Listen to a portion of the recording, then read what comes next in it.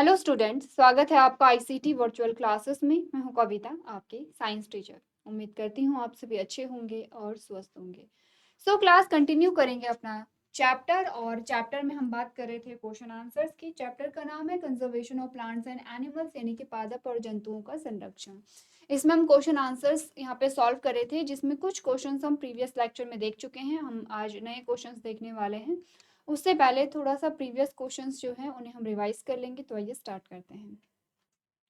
तो सबसे पहले हमारे पास जो क्वेश्चन आया था उसमें पूछा गया था which one of the following species is not included under the red list, यानी कि निम्नलिखित में से किस स्पीशीज को लाल सूची में शामिल नहीं किया गया है। आपके ऑप्शन थे वल्नरेबल, एंडेंजर्ड है, एंडेमिक है या एक्सटिंक्ट है। तो हमारा आंसर आया था ऑप्शन नंबर सी हमारा करेक्ट आंसर है कि एंडेमिक को रेड लिस्ट में नहीं डाला गया है, क्योंकि एंडेमिक जो है वो स्पीशीज के स्टेटस नहीं बताती है। बेसिकली एंडेमिक जो है वो स्पीशीज का प्रकार है, ठीक है। इसके अलावा वल्नरेबल हो गया, एंडेंजर्ड हो गया, एक्सटिंक्ट हो गया। एक्चुअली में ये स्पीशीज के स्टेटस को बताती हैं कि उनका जो कंजर्वेशन स्टेटस है वो किस प्रकार का है, और वो एक्सटिंक्ट होने का खतरा उन पे कितना है। तो ये स्टेटस को बताता है। और एंडेमिक स्पीशीज क्या है? स्पीशीज का प्रकार है, प्रजाति का प्रकार है यहाँ पर। और इसी के साथ हमने एक्सप्लेनेशन भी यहाँ पे पढ़ा था। आगे बढ़ते हैं और नेक्स्ट क्वेश्चन पे आते हैं, जिसमें पूछा यह है creation of wildlife reserve and endorsement of laws or conservation measures that promotes increased. आपने कहा कि जो वाइल्ड लाइफ रिजर्व है यहाँ पे उनका जो क्रिएशन है, यानी कि प्रोटेक्टेड एरियाज को बनाना और कंजर्वेशन के लिए जो लॉज हैं उन्हें अप्लाई करना, वो किसे प्रमोट करता है? प्रमोट इंक्रीज्ड, यानी कि वो किसे प्रमोट करेगा कि यहाँ पे क्या बढ़े, क्या इंक्रीज हो। आपने कहा एक्सप्लोरेशन ऑफ स्पीशीज, या फिर आपने कहा यूज ऑफ बायोलॉजिकल कंट्रोल, या आपने कहा प्रिजर्वेशन ऑफ स्पीशीज या कंजर्वेशन ऑफ स्पीशीज, या फिर आपने कहा यूज ऑफ बायोलॉजिकल फर्टिलाइजर। तो हमारा ऑप्शन नंबर सी यहाँ पे करेक्ट आया था, क्योंकि आपने कहा प्रोटेक्टेड एरियाज को बनाना और उनमें रूल्स और रेगुलेशन को अप्लाई करना, इसका जो मेन रीजन है वो यही है कि कंजर्वेशन हो, संरक्षण हो। ठीक है, क्लियर है यहाँ पे। आगे बढ़ते हैं और नेक्स्ट क्वेश्चन को देख लेते हैं। अगला जो प्रश्न है, identify the correctly matched pair from the following, यानी कि आपसे पूछा गया है यहाँ पे सही मिलान आपको करना है।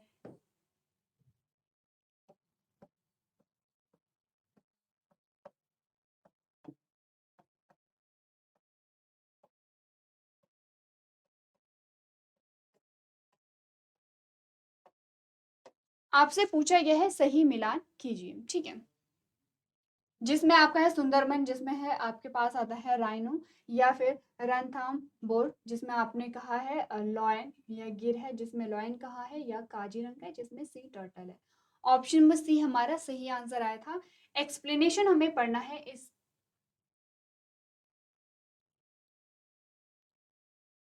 चलिए एक्सप्लेनेशन पढ़ेंगे और एक एक करके पढ़ेंगे यहाँ पर, ठीक है।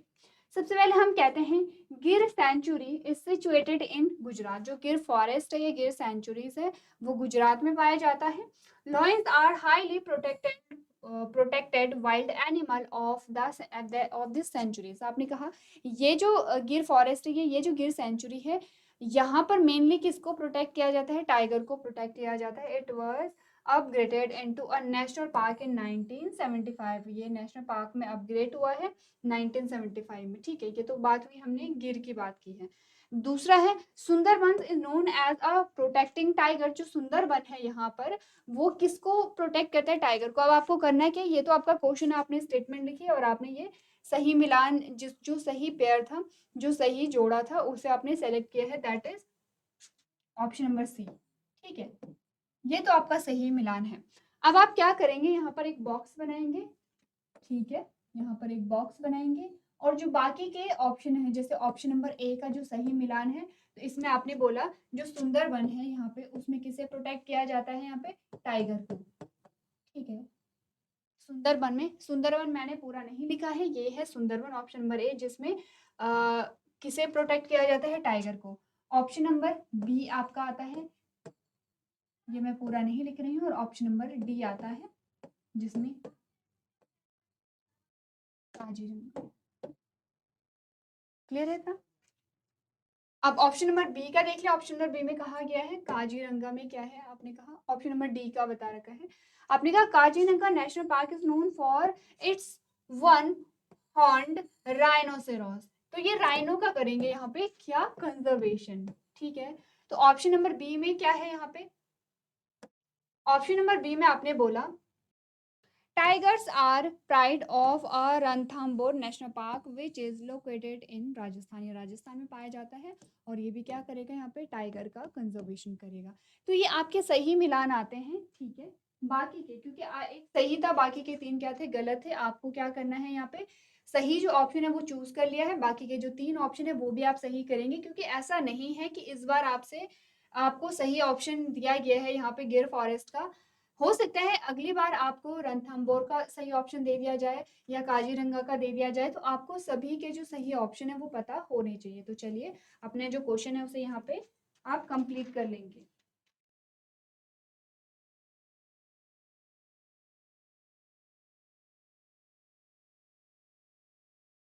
चलिए आपने नोट कर लिया होगा, आगे बढ़ते हैं और नेक्स्ट क्वेश्चन देखते हैं। अगला जो प्रश्न हमारे पास आया है उसमें क्या पूछा गया है।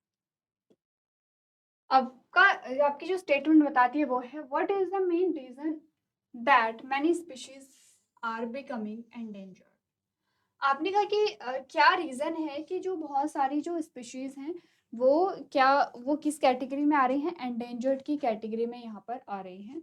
ठीक है, ऑप्शंस आपसे पूछे जाते हैं हैबिटाट डिस्ट्रक्शन, यानी कि जो आवास हैं उनका विनाश करना, या हैबिटाट जो है उन्हें क्या करना है यहाँ पे, उन्हें नुकसान पहुँचाना, या डिजीज़ यानी कोई बीमारी है, या नेचुरल सिलेक्शन है यानी कि प्राकृतिक जो चयन होता है वो है, या आपने कहा एसिड रेन है यानी कि अम्ल वर्षा है। तो चलिए एक बार देख लीजिए, ऑप्शन ऑलरेडी आपके सामने है क्योंकि बेसिक सा क्वेश्चन है, तो एक बार आप लोग इसे पढ़ लेंगे।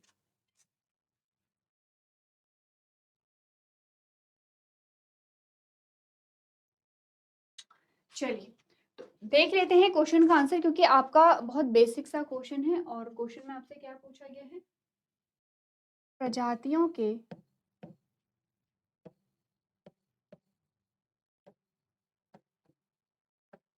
लुप्त प्राय होने का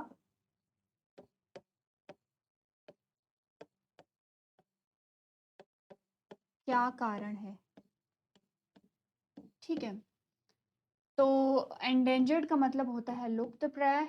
ठीक है, स्पीशीज का मतलब होता है प्रजातियां। ठीक है, प्रजाति या प्रजातियां, स्पीशीज है तो प्रजाति, स्पीशीज है तो स्पीशीज, यानी कि हमने जो स्पीशीज की डेफिनेशन कही थी या कुछ कैरेक्टर्स देखे थे उसके बारे में हमने यही कहा था, स्पीशीज क्या है, ग्रुप ऑफ ऑर्गेनिज्म है जो कि सेम कैरेक्टर या सिमिलर जो फीचर्स होते हैं उन्हें शेयर करते हैं, जैसे कि बॉडी ऑर्गेनाइजेशन है, न्यूट्रिशन है या रिप्रोडक्शन है। ये इनके क्या होते हैं, बेसिक कैरेक्टर्स होते हैं जो इनमें कॉमन होते हैं। अब हमने कहा कि जो मेन रीज़न है प्रजातियों के लुप्त होने का या एंडेंजर्ड कैटेगरी में आने का, उसका क्या कारण हो सकता है। सबसे पहले हमने कहा हैबिटाट डिस्ट्रक्शन, यानी कि जो आवास है, आवास का जो विनाश है। ठीक है, या फिर आपने कहा बीमारी है, या आपने कहा प्राकृतिक चयन है,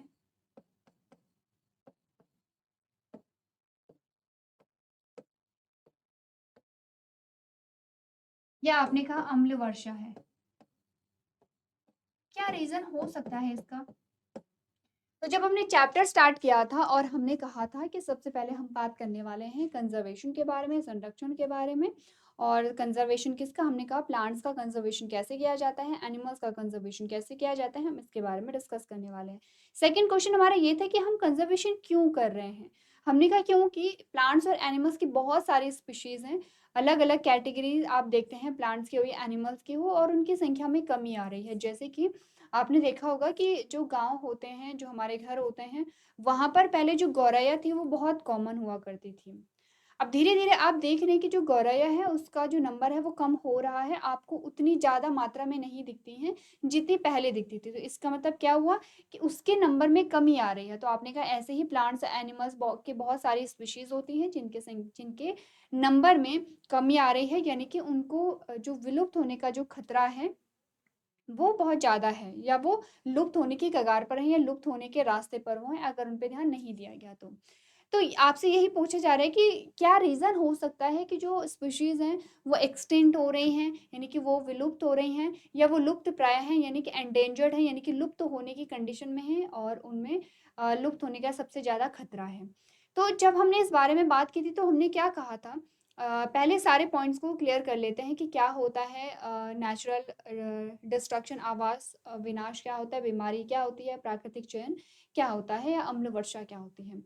सबसे पहले हम बात करते हैं अम्ल वर्षा के बारे में, ठीक है। अम्ल वर्षा क्या होती है कि जब भी यहाँ पे बहुत ज़्यादा पॉल्यूशन बनता है, तो जो एयर पॉल्यूशन होता है, जैसे कि फैक्ट्री से निकलने वाला जो धुआं है, या व्हीकल से निकलने वाला जो धुआं है, तो ये क्या करता है, यहाँ पर ऊपर आपके जो वायुमंडल है, वायुमंडल में एकत्र हो जाते हैं, जो एसिड होता है।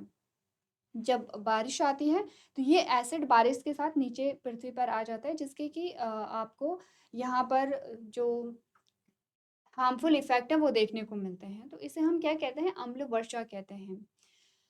अब ये तो बात हुई अम्ल वर्षा की, तो हमने कहा क्या अम्ल वर्षा इसका कारण है कि जो प्रजातियाँ हैं वो विलुप्त हो रही हैं? तो हमने कहा अगर अम्ल वर्षा की वजह से ऐसा होता तो सारी जो स्पीशीज़ हैं उस पे इक्वली इम्पैक्ट पड़ता। लेकिन अगर आप स्पीशीज़ को देखेंगे तो हमने कहा कि रेड लिस्ट में अगर हम देखते हैं तो कुछ ही स्पीशीज़ होती हैं ऐसे कि जिनका नंबर कम हो रहा है, ठीक है? उनके कंपैरिज़न में जो अदर स्पीशीज़ हैं वो उनका नंबर ठीक रहता है।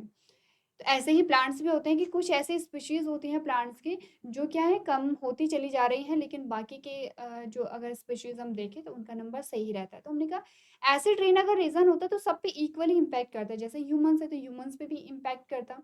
ठीक है, तो आप देखते हैं कि ह्यूमन्स का जो नंबर है वो ठीक है, वो कम नहीं हो रहा है, वो बढ़ रहा है। तो एसिड रेन तो इसका रीज़न नहीं है, एसिड रेन के बारे में हमने चैप्टर में पढ़ा भी नहीं था। सेकंड आते हैं नेचुरल सिलेक्शन पे या प्राकृतिक चयन पे। क्या होता है प्राकृतिक चयन? अब क्या होता है कि विद द टाइम आपका जो क्लाइमेट है वो चेंज होता है। आपने अपने घर में अपने बड़ों से सुना होगा, स्पेशली अपने ग्रैंड पेरेंट्स से आपने सुना होगा कि हमारे टाइम पे तो जो सीज़न थे वो अच्छे हुआ करते थे।